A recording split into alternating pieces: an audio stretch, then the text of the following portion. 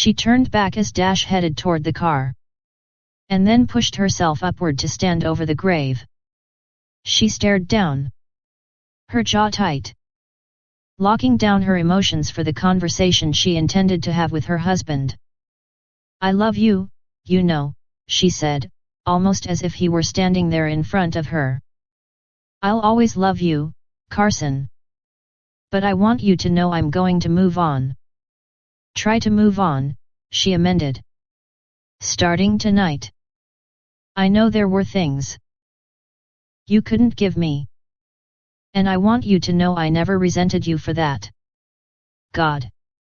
I loved you far too much to ever expect you to give me something it was impossible for you to give. But you're gone now. Her voice cracked as she said the last, and she swallowed back the surge of tears.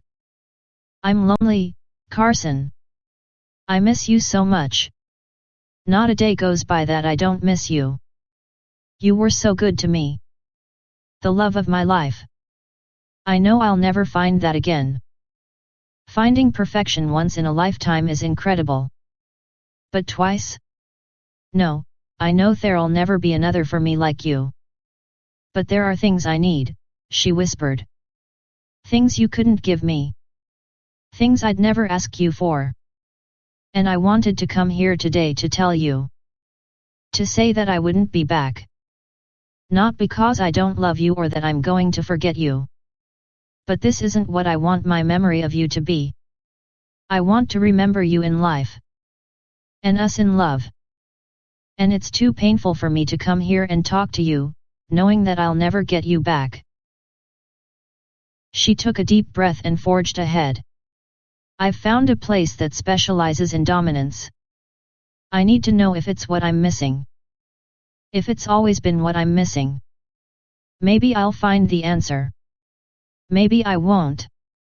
But I have to try. I have to know. And I couldn't go without telling you. Without explaining that I never lacked for anything when we were married. I never doubted even for a moment that you loved me. And you would have given me the moon if I asked. But this I couldn't ask you for. And right now I need something to fill the void.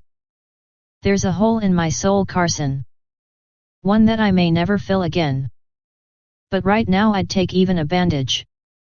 Temporary solace if you will. I just wanted you to know. I'll be okay. I'm not going into a dangerous situation. I've made certain that I'll be safe. And as painful as it is for me to say this, I'm finally letting you go. I've held on to you for too long now. I can't do it anymore. Life is happening around me. Life goes on.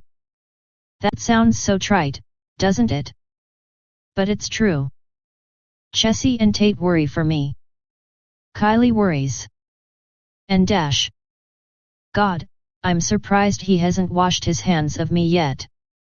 I've been such a burden to him. To them all. These last 3 years, and I don't want to be that woman any longer. You gave me the confidence and independence to fly. I want that back again, Carson. You taught me so much. You gave me the world. The problem is when you left, you took my world with you. And I want it back again. I want to live and not be this hollow shell of myself that I've been since you died. She sucked in a steadying breath, knowing what she said next was dumb. But she had to get it off her chest. Say it and then let go of the nagging emotion. I also want to tell you that I forgive you. I know that sounds so stupid. You don't need my forgiveness. But I was so angry with you for so long for leaving me. I was so selfish. I've spent 3 years being angry and resentful. And starting today, I'm not going to be that person anymore. She let her hand drift down to glide across the sun-warmed marble of the headstone. I love you. I miss you. I'll always love you. But goodbye, Carson.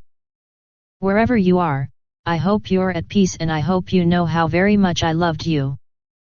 Thank you for loving me. She closed her eyes as tears gathered. And she didn't reopen them until she was certain she could return to the car, where Dash waited without looking like she'd fallen apart.